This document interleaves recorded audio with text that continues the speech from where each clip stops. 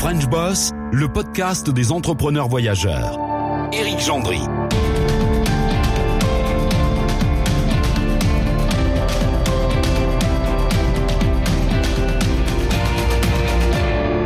Salut à tous, avec notre invité de French Boss cette semaine, Stéphane Benoît. On va rentrer de plein pied dans ce qu'est véritablement l'entrepreneuriat, même s'il s'agit en l'occurrence d'un entrepreneuriat teinté de patriotisme, teinté aussi d'humanisme. On va y revenir. C'est la première particularité de Stéphane Benoît. Et la seconde, c'est que pour aller le rencontrer, nous allons nous rendre en Asie aujourd'hui et nous allons nous rendre plus particulièrement à Singapour. Bonjour Stéphane. Bonjour Éric. Singapour, on vient de le dire, on va pas souvent à Singapour, on va beaucoup aux États-Unis, on est allé bien sûr à Singapour, on est allé à Hong Kong dans le cadre de ces rencontres avec des entrepreneurs français, mais c'est vrai qu'on n'y est pas allé souvent. Je vous ai demandé de m'envoyer une photo, vous m'avez envoyé donc cette photo de Singapour, une ville dans laquelle vous êtes depuis un temps fou, et une ville qui est étroitement liée à ce qu'est aujourd'hui votre vie professionnelle. Parlez-moi un petit peu de ce que représente Singapour dans le cœur et dans la réussite professionnelle de Stéphane Benoît. Alors Éric, oui qu'effectivement, il y a plusieurs dimensions.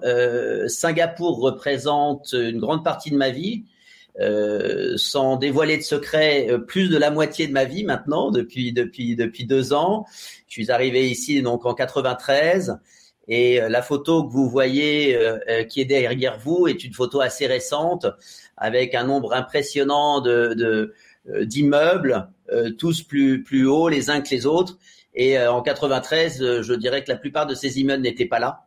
Et donc Singapour, effectivement, c'est un très beau développement depuis 25 ans, depuis 30 ans. Et au niveau du cœur, c'est une aventure qui devait durer 3 mois.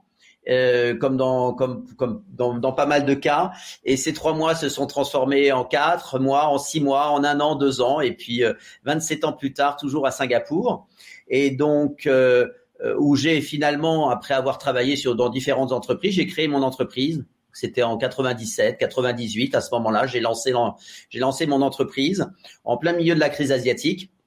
Donc c'était un moment assez intéressant et au niveau professionnel une belle aventure avec des hauts et des bas, des échecs et puis heureusement quand même quelques réussites sur la durée.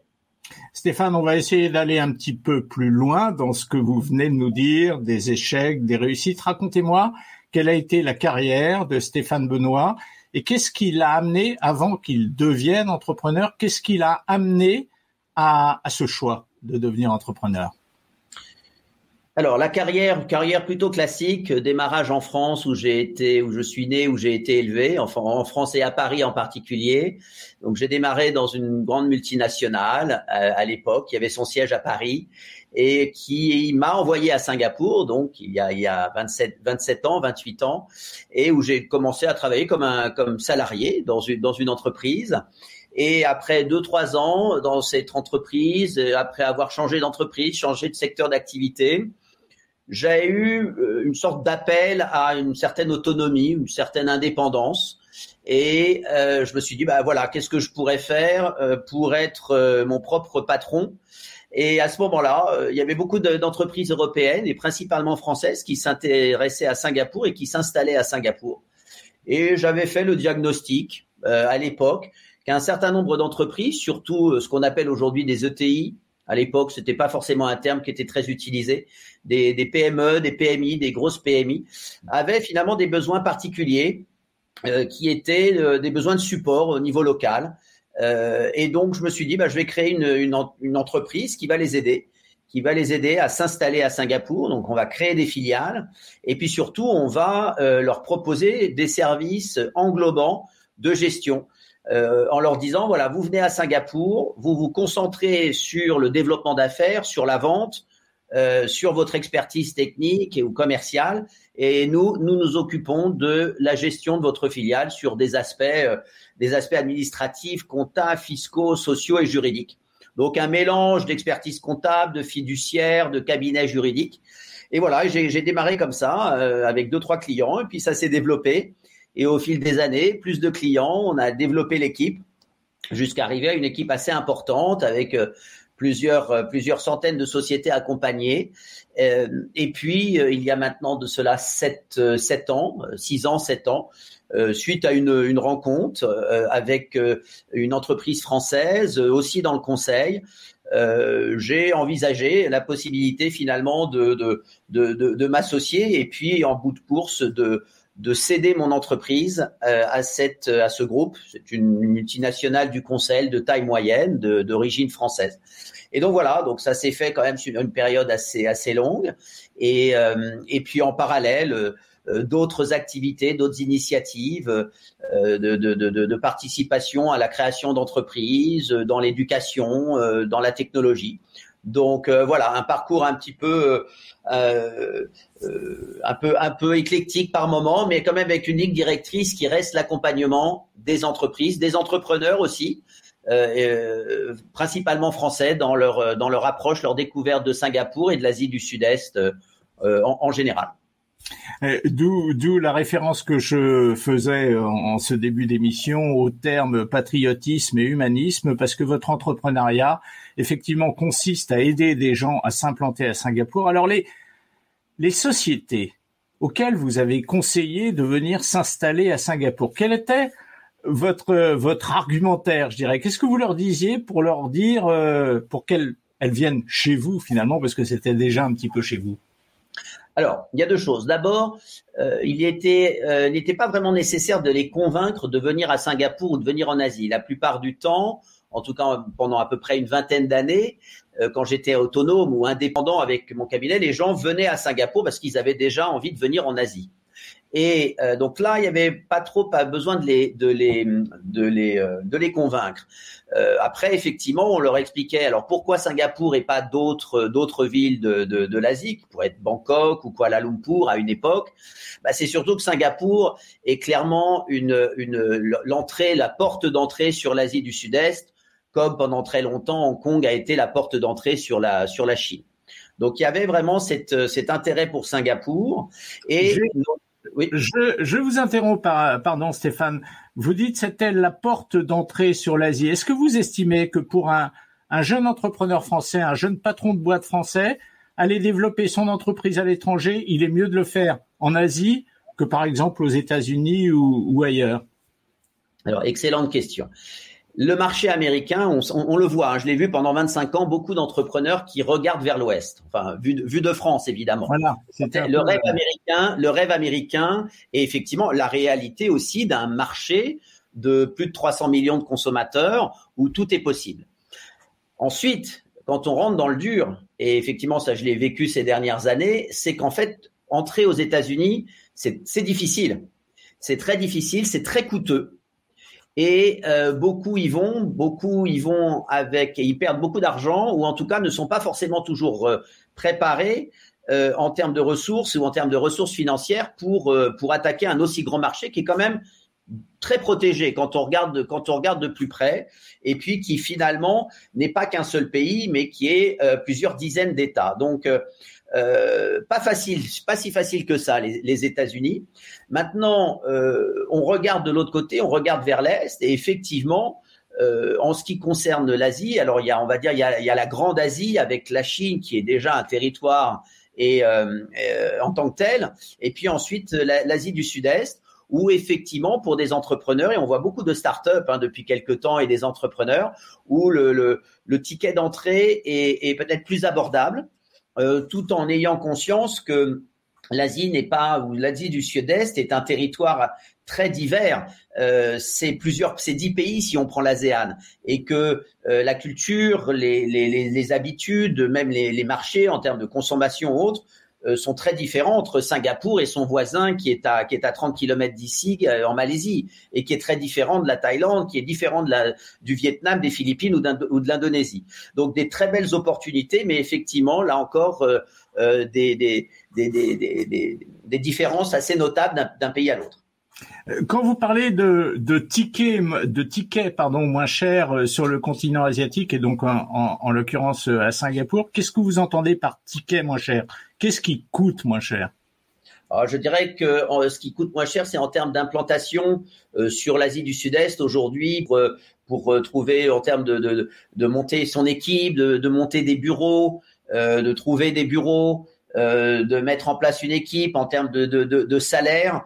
À ma connaissance, dans ce que j'ai pu voir depuis quelques années, les budgets seront plus contrôlés, en tout cas seront moins importants qu'aux États-Unis, où finalement le coût de la vie, le coût des employés, employer des gens et des salariés aux États-Unis peut être quand même très très cher, surtout quand on veut de l'expertise, des frais de compliance juridique qui sont très importants.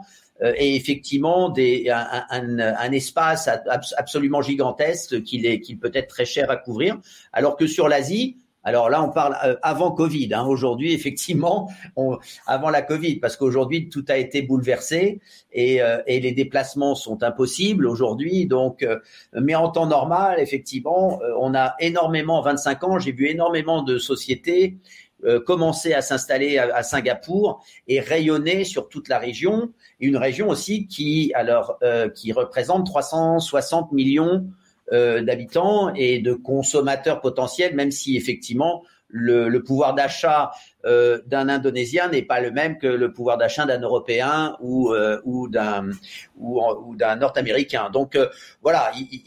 Ceci étant, après en termes d'opération, en termes de déplacement, il y avait effectivement une fluidité ici en Asie qui permettait de faire beaucoup de choses dans beaucoup de pays et de couvrir l'Asie du Nord depuis Singapour, l'Inde et l'Australie et la Nouvelle-Zélande. Donc voilà, Singapour, c'est sur la carte, c'est le cœur de l'Asie et de l'Asie Pacifique et donc d'un seul pays, on peut rayonner sur des dizaines de pays.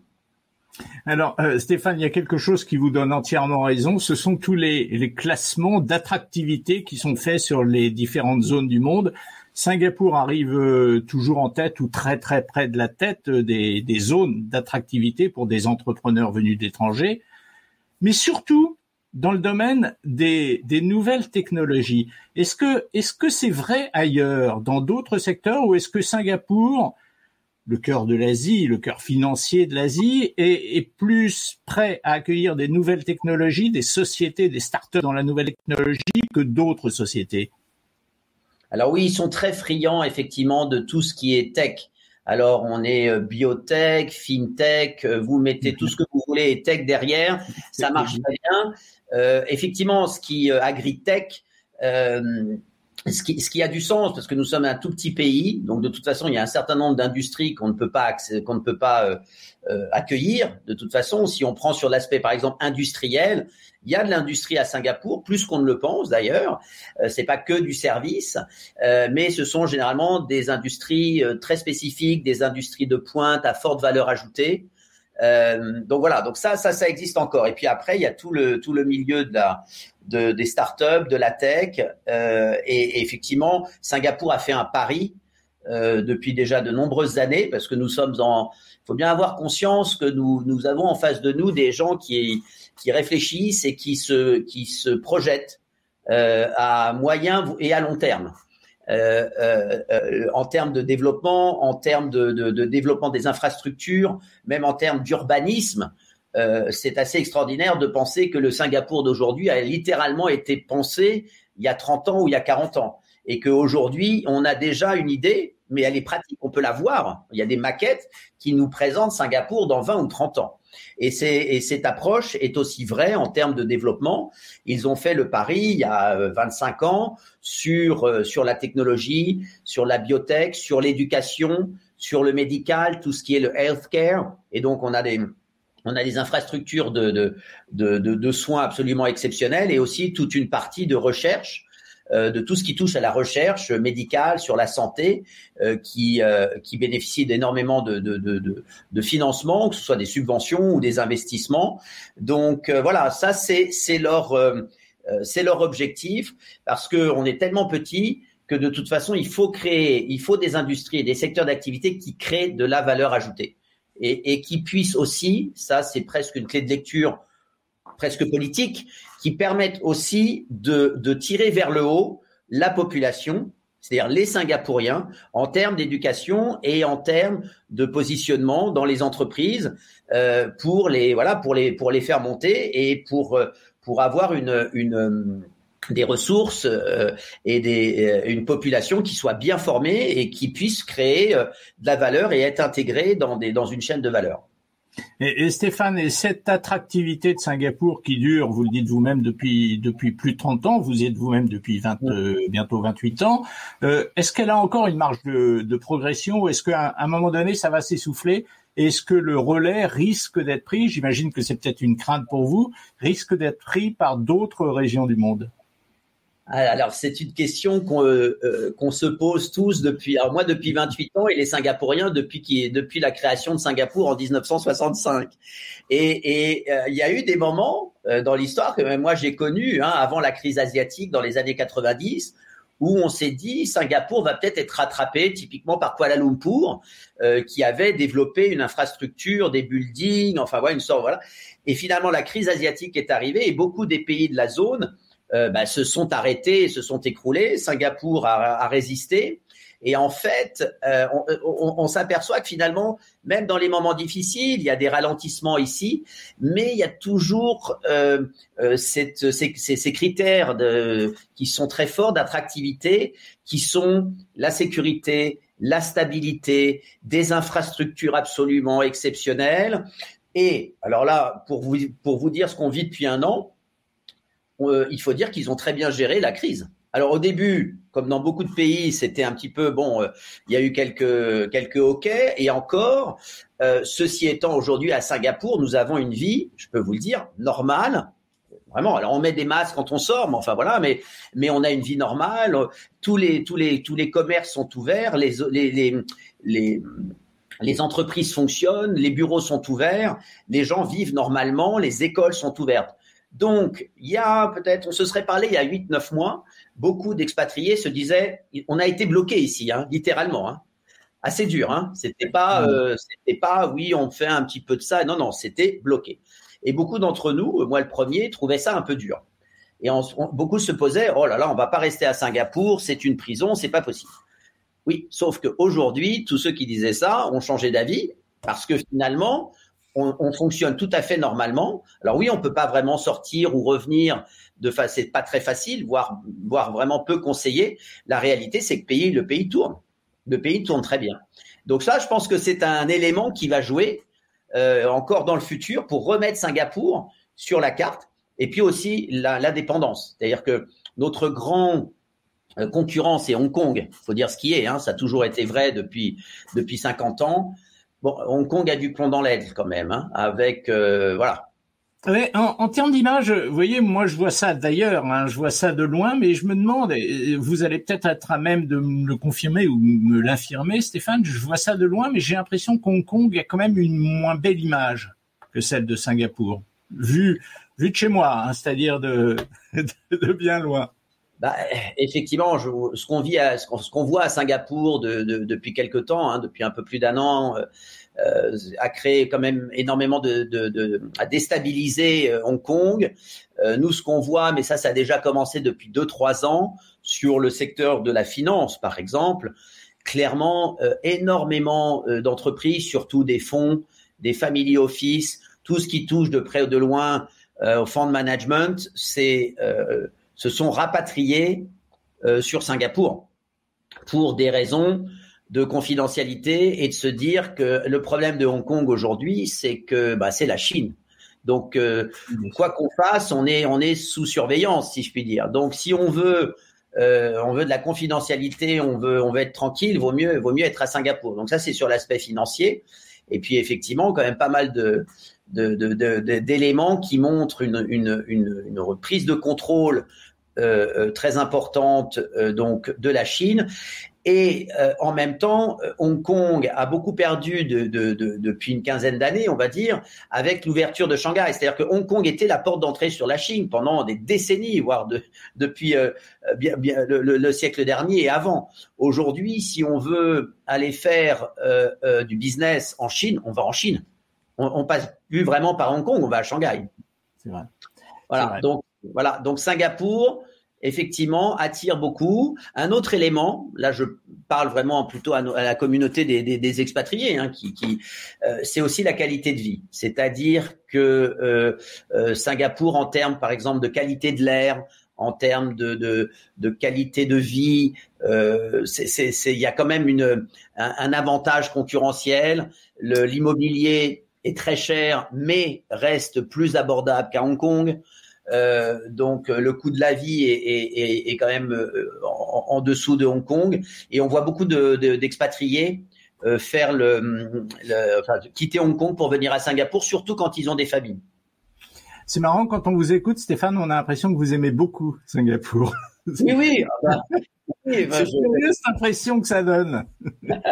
Oui, j'aime Singapour, j'y vis depuis longtemps, donc si j'aimais pas, il aurait fallu que je parte, ou alors il faudrait que je voie un médecin, mais oui, j'aime beaucoup. Je pense qu'en plus, je dois reconnaître que Singapour, comme on dit en anglais, it's been good to me. Enfin, Singapour m'a permis de créer une entreprise, de la développer. J'ai créé une famille à Singapour.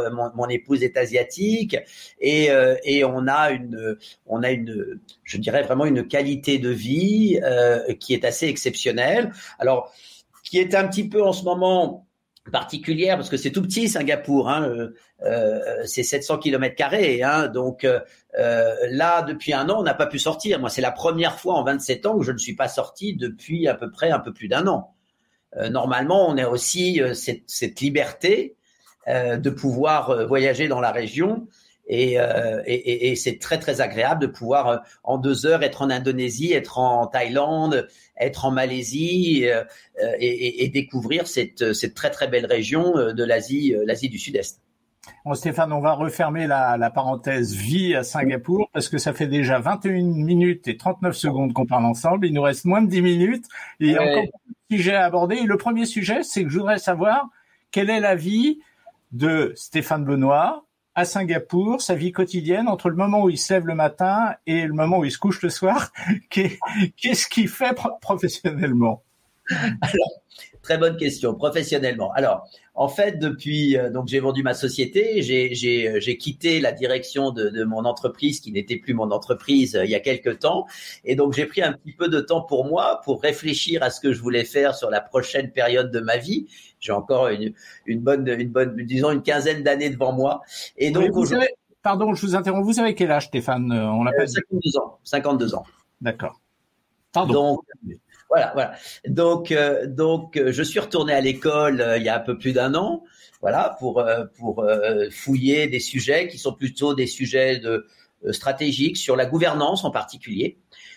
Et donc aujourd'hui, mon activité professionnelle est divisée en différentes parties. J'ai recréé un cabinet de conseil où j'accompagne des entreprises sur leur développement, et puis aussi sur des sujets plus stratégiques, qui sont des sujets de gouvernance et d'organisation interne. J'ai une autre activité qui n'est pas professionnelle, mais qui me prend du temps et qui va m'en prendre de plus en plus. C'est je travaille avec l'INSEAD, avec le Corporate Governance Center de l'INSEAD, où j'ai été nommé il y a quelques semaines comme Director in Residence. Donc c'est du volontariat évidemment, où je vais accompagner le centre, je vais les aider sur l'organisation et le développement d'un certain nombre d'initiatives sur la gouvernance, et en particulier sur la gouvernance climatique et sur le développement durable. Donc voilà, ça fait aussi partie des sujets, des choses que j'ai envie de faire. Et ensuite, j'ai une activité vraiment de conseil et d'accompagnement d'un certain nombre de sociétés à Singapour sur du développement d'affaires.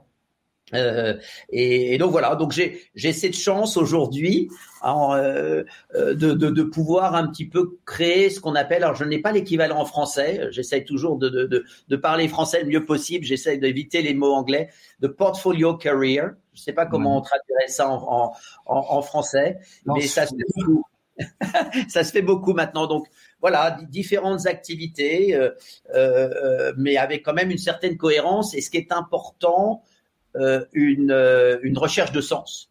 C'est-à-dire que j'ai vraiment envie aujourd'hui, et j'ai cette chance ou ce luxe de travailler avec des gens avec qui j'ai envie de travailler sur des projets qui ont du sens Et voilà. Donc ça, c'est un élément important dans mes choix aujourd'hui. Alors, la recherche de sens chez le quinquas que vous êtes, on la comprend tout à fait. Maintenant, vous nous avez dit que pour un jeune qui voulait créer son entreprise, il était plus facile d'aller le faire, c'était moins cher de le faire à Singapour que de le faire, par exemple, aux États-Unis. Mais sauf qu'un jeune, quand il crée son entreprise, il y a toujours une partie de sa tête dans laquelle il se dit « mais il faut que je gagne de l'argent ». Alors la question, elle est simple, est-ce qu'il est plus facile de gagner beaucoup d'argent à Singapour que ailleurs ? Peut pas être plus clair comme question. Je pense que c'est difficile partout. Hein, je vais répondre comme ça. C'est difficile partout. Je ne connais pas d'endroit, surtout à cette époque. Peut-être il y a 25 ans. Bon, mais aujourd'hui, gagner de l'argent, c'est beaucoup d'efforts. Déjà, voilà, il faut travailler pour. Ce sont des opportunités qui se présentent, qu'il faut être en capacité de saisir, être au bon endroit, la bonne personne au bon endroit au bon moment. Maintenant, non, je pense que c'est difficile partout. On voit beaucoup de gens qui viennent ici, ils essayent, certains réussissent, certains galèrent, et ce sera pareil en Amérique du Nord, et ce sera pareil dans beaucoup de pays. Vous parlez avec beaucoup d'expatriés. Je pense que j'en connais pas qui me disent, ou moi je connais personne qui va dire oui, c'est facile. Moi, je vois beaucoup de gens autour de moi qui ont fait de très belles réussites. Mais derrière ça, c'est des années et des années de travail, des échecs, mais voilà, de la résilience, et on continue et on y croit, et à un moment ça va se faire. Et je dirais qu'après l'aspect de facilité, il n'est pas dans le faire de l'argent, il est dans le processus ou dans le cadre. Si je compare avec d'autres pays, dont certains pays européens, on a il est moins lourd ici, par exemple, de gérer une entreprise, de la créer. La pression fiscale est beaucoup moins importante. La pression sociale aussi. Et on n'a pas toutes ces normes, voilà. Enfin, ça c'est vrai. Je veux dire, la réalité, c'est qu'il est quand même beaucoup plus facile de gérer une entreprise à Singapour que si je prends certains pays européens. Même si dans beaucoup de pays, ça s'arrange. La différence peut-être avec d'autres pays, si nous prenons Singapour, c'est que quand vous réussissez et que vous, par exemple, vous vendez votre entreprise, ah ben là, il y a quand même un avantage, c'est qu'il n'y a pas de fiscalité. C'est-à-dire qu'il n'y a pas d'imposition. Donc effectivement, je dirais la récompense est importante, puisque vous allez pouvoir bénéficier de 100% de la valeur de votre entreprise, en tout cas de la cession de votre entreprise. Donc sur ces points-là, oui, peut-être, en tout cas, il est plus facile de monter et de vendre des entreprises. Rapidement, Stéphane, vous avez gagné beaucoup d'argent, vous, à Singapour. Vous me dites si vous me trouvez indiscret. Non, enfin, c'est pas indiscret. Beaucoup d'argent. Enfin, oui, enfin, beaucoup. J'en ai gagné suffisamment. Enfin, j'en ai gagné plus que j'en aurais probablement gagné si j'étais resté salarié. Certainement, je me dis que quand on est entrepreneur, si on arrive à créer une entreprise, à créer de la valeur, et un jour de réaliser cette valeur, effectivement, il y a un effet de levier qui est très très important.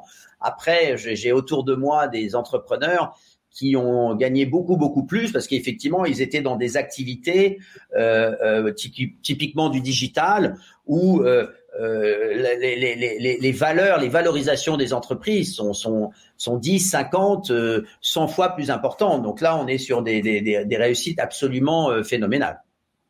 Stéphane, toute votre vie, vous avez fait du conseil au travers des entreprises que vous avez créées. Vous avez conseillé des jeunes Français qui souhaitaient installer leur entreprise à Singapour. Ce sera peut-être ma dernière question. Est-ce que vous n'avez pas l'impression quelque part, est-ce que l'homme, Stéphane Benoît, il n'a pas l'impression quelque part d'avoir planté un petit drapeau français sur le sol de Singapour? Oh, si, quelque part, d'autant plus que je suis resté très proche de la France. Je m'intéresse à ce qui se passe en France. J'essaie dans des activités non professionnelles de porter la tradition française. que ce soit lié à la gastronomie, à une époque à l'éducation, à travers la création d'une école française. Oui, je pense qu'effectivement, chacun d'entre nous, alors certains peut-être plus que d'autres, représentons un petit bout de France et nous en sommes très fiers d'ailleurs. Enfin moi je suis très fier de pouvoir aider des entrepreneurs français, des entreprises françaises, et puis de représenter effectivement un petit bout de France à Singapour. Donc c'est une réalité. Je pense que c'est quelque chose que je vois chez beaucoup d'expatriés français à Singapour ou dans d'autres pays de la région. Voilà Stéphane, eh bien vous nous ramenez avec votre conclusion à ce qu'on pressentait de vous en ayant juste lu des choses sur vous, à savoir que dans tout ce que vous avez fait depuis bientôt 30 ans, il y a une grande part de patriotisme, il y a une grande part d'humanisme également dans tout ce que vous avez fait. Merci Stéphane Benoît d'avoir été avec nous. Merci beaucoup.